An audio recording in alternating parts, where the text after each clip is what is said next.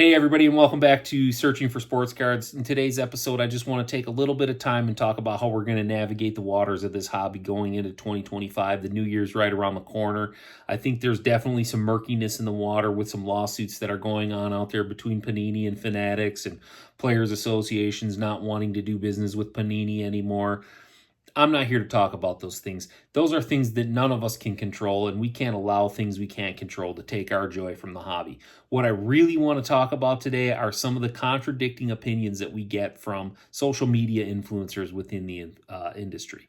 And I know what you're thinking. Here's a guy with a YouTube channel and an Instagram and a TikTok, and he's going to sit here and talk about influencers, right? I just want to make it really clear from the word go. I don't view myself as an influencer. I'm just a guy that's been ripping wax since 1985. I've enjoyed this hobby ever since 1985. I'm going to enjoy this hobby for many years to come. Whether or not I have social media accounts, it really is irrelevant to me, but I do enjoy the social media because it's fun just to share the journey with you guys and show you guys some different products and talk about different aspects of the hobby. And if you guys can find some value and some meaningful insight along the way, that's even better for me. But sometimes it's fun for me just to go back and revisit some of those old packs and look at some of the cards we pulled along the way. So social media for me is just about the fun of the hobby and sharing the journey with the rest of you. But before we get into the topics here, I just want everybody to just really quickly drop me a comment below. Tell me what the number one product you're looking forward to ripping in 2025 is. For me, I already know what it is. It's going to be Topps Flagship. I know that's a fairly low-end product, but Topps Flagship for me is an integral part of this hobby. It's what got me started in the hobby, and something about ripping Flagship still brings me a lot of joy, so I'm not going to stop ripping Flagship, and I can't wait for 2025 to drop. I'm looking forward to it. Now, with that said, let's get into our topic. And the first topic I want to cover is breakers, because we see it all the time on social media. Stop buying breaks. Breakers are ruining the hobby. Breakers are going to destroy the industry. We hear that all the time, right? And I understand where that opinion comes from. Like if I turn on the social medias and I see a guy with a mountain of Donruss that he picked up at Costco and he's just gouging his customers for it, it's easy to understand where the bad reputation comes from. And we hear the stories about cards not being shipped and cards being shuffled off camera and things of that nature. I'm just here to tell you I have not had that experience in my personal time breaking sports cards. I think what I really appreciate about sports card breaking is it allows me the opportunity to get into some of the higher end sets. And this is a perfect example right here. We've shown this card several times on the channel now. This is a Corbin Carroll from Topps Chrome Cosmic, numbered 10 on the print, on card autograph. It came, I got this. This is one of my favorite insert sets of the year is Extraterrestrial Talents. I just think these are really cool cards. They're not super valuable, but for me, Topps Chrome Cosmic is not a set that I can approach. These boxes are $500 now at my LCS, and I think packs right now are going for like 26 or 28 bucks for an individual pack. I got into this break for, I think it was 35 bucks all in with shipping and tax, and I pulled the $300 card. I know that's extremely lucky. I know that's not going to happen all the time, but again, it allowed me entry to Topps Chrome Cosmic without throwing down $500 for an entire box or almost 30 bucks for a pack. It allowed me to put a few cards into my personal collection at an affordable price, and that's what breaking is to me. It's a point of entry into some of the higher end products without having to break the bank account, right? Pretty simple.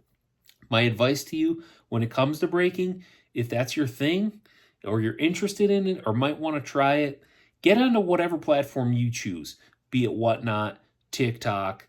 There's some guys that break on YouTube, I know, and of course there's Fanatics Live.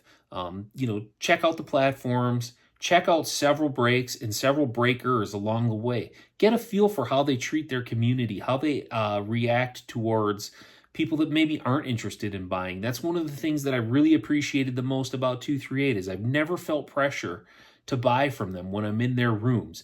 They are just happy to have you there, interact with the community, and if you become comfortable enough to the point that you want to do business with you, they will genuinely appreciate your business, and they will take good care of you. They will get your cards out to you in a timely manner. Generally speaking, it's the next day.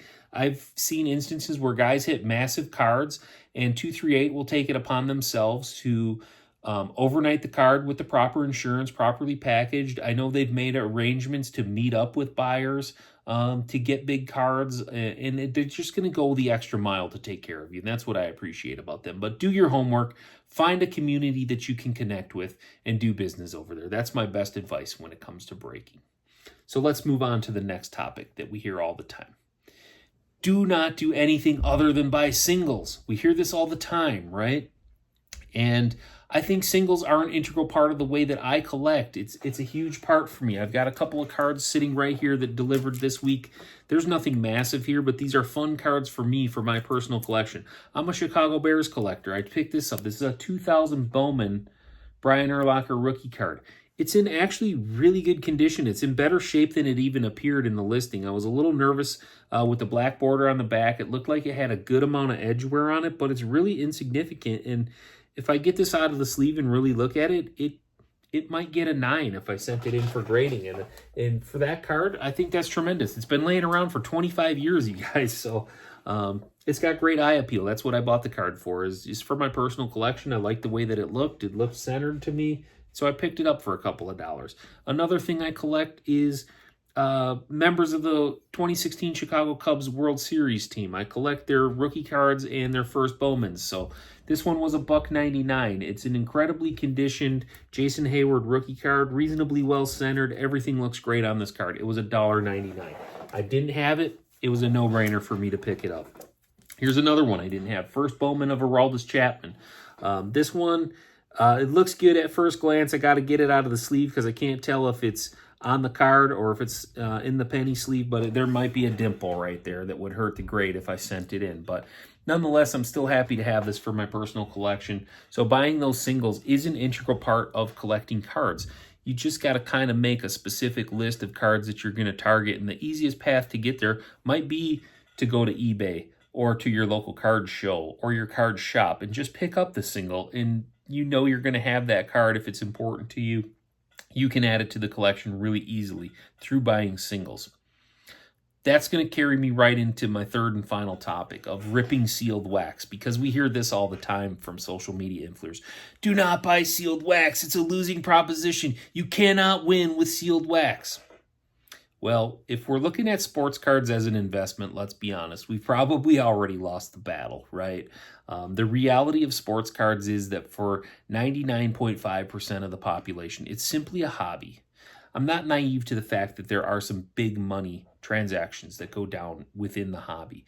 But the reality for most of us is that we are going to spend our hard-earned money. We're going to sell a few cards along the way to offset our expense. And that's just what it's going to be. It's a hobby. It's going to cost money. I like to play golf with my oldest son. If I joined a country club, our hobby would cost us even more money because we'd be paying those annual dues at the country club. I'm also a fisherman. If I wanted a new bass boat, I could do that, right? It's just going to mean that I'm going to be saddled with a boat payment, which I'm not particularly fond of that idea. So I keep my 2019 model boat that's basically paid for at this point in time. So I don't like to spend my money on my hobbies where I can avoid it, and the same thing goes to baseball and football cards. Yes, I'm going to spend money on it, and I'm going to sell a few cards along the way to offset, but I do not look at these pieces of cardboard as an investment. That's not the reality, you guys. My investments are my 401k, my Roth IRA, my bank CDs, things of that nature. That's my financial portfolio. Ripping wax is not part of my financial portfolio. It's a hobby. It's something that I enjoy, and I plan to spend money, and I budget around that. I spend what I can afford to spend, and that's just where it ends for me. And I think that's the approach that most of us should take. But to me, ripping wax is the number one quintessential part of this hobby. It's what got me started in 1985. It's what keeps me going in 2024, going into 2025. I love ripping wax. Something about pulling out that key rookie card, a player that you love to collect from a pack, pulling that yourself is magical. I have accumulated some really cool cards just from ripping wax. This is one that we've talked about multiple times on the channel. You can see it right there. That is my Adolis Garcia 1 of 1. My kid and I were at Target. These packs were $6.99, you guys. We bought 2 of these packs. We came home, we had a pack battle. I wish that this card had been in my son's pack. It just happened to land in my pack. It is what it is. I'll never sell this card. I don't even know what this card is worth. Is it worth 100, maybe 200 on its best day? It doesn't matter. It's not for sale. It's about the memory that I made with my kid pulling a 101 in a pack battle. You know, that's why we rip cards. It's a way to bond with my kids. I share this hobby even with some of my adult friends. I picked up a mega box of Topps Holiday, you guys. It's one of my favorite sets of all time, and I think this year's set is the best looking one yet. It's got the little Santa Claus theme going on. What can I say? I'm a sucker for Santa Claus. But we pack pulled a PCA. That's a big card for me in my personal collection as a Cubs fan. We hit an Elly De La Cruz in there. 2 Jackson Churios, which is tremendous for me because as a guy that lives halfway between Chicago and Milwaukee, the Brewers used to be my American League team. One of my good buddies, J.M. Brewer fan, he's a huge Brewers fan, so I'm going to be able to give him one of these just because he collects Brewers cards. And, you know, it's not about the value of the card. It's about sharing the hobby with my buddy and getting him a card that he may not have. And I'm happy to give it to him. And I think that's what this hobby's all about, you guys. And ripping wax, for me, is a huge part of the hobby. I think it's the thing I enjoy the most about the hobby. And there's nothing wrong with ripping wax if you go into it with the right mindset. You know, buy what you can afford to buy and understand you may not pull your money back out of it, but you're going to have, you know, the time of ripping those packs and seeing each card come out and maybe hitting that special rookie card that you're looking for, or hitting a rare 1 of 1, which is almost never going to happen for a guy like me, but it did happen. And my kid and I, like I said, we're going to share that for the rest of time. So there's a certain magic that comes with ripping wax. So if you like to rip wax, by all means do so. You know what I mean? It's part of the hobby, and I think for me, it's the combination of 3, right? I'm going to buy some breaks along the way to get into some of the higher end product that I'm not willing to spend on a hobby box for. I'm going to buy some loose singles of players or rookies that I'm specifically looking for, cards from that 2016 World Series team, key Chicago Bears rookie cards. I have no problem buying those singles, but it's the combination of the 3 is what gets me to the final destination of building the collection that I want to build. And I think you should do no different. And I think, you know, with all that said, what are we going to do to navigate this hobby in 2025? Same thing I've always been doing. I'm going to keep ripping a little bit of wax. I'm going to buy some breaks.